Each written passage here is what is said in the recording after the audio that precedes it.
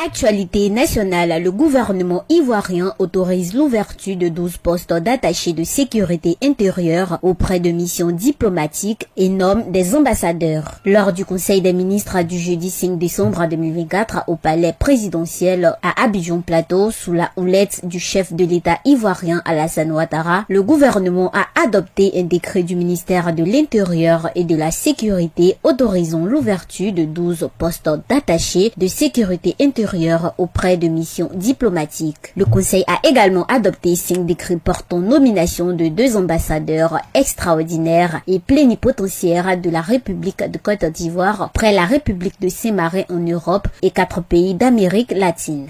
À en croire les autorités ivoiriennes, l'adoption du décret portant l'ouverture de postes d'attachés de sécurité intérieure auprès de missions diplomatiques répond aux engagements internationaux de la Côte d'Ivoire en matière de sécurité et des enjeux sécuritaires actuels. Ces 12 postes sont composés de 7 postes à titre de régulation et 5 nouveaux postes créés auprès des missions diplomatiques accréditées au Burkina Faso, en Espagne, au Mali, à Malte et aux Pays-Bas. Le ministre de la Communication, porte-parole du gouvernement Amadou Coulibaly, en parle. 7 postes à titre de régulation et 5 nouveaux postes créés auprès des missions diplomatiques accréditées au Burkina, en Espagne, au Mali, à Malte et aux Pays-Bas. Au titre du ministère ivoirien des Affaires étrangères, de l'intégration africaine et des Ivoiriens de l'extérieur, le Conseil a adopté 5 décrets portant nomination de 2 ambassadeurs extraordinaires et plénipotentiaires de la République de Côte d'Ivoire près la République de Saint-Marin en Europe et 4 pays d'Amérique latine. Écoutons le ministre Amadou Coulibaly à ce sujet. Ainsi sont nommés Madame Nogozen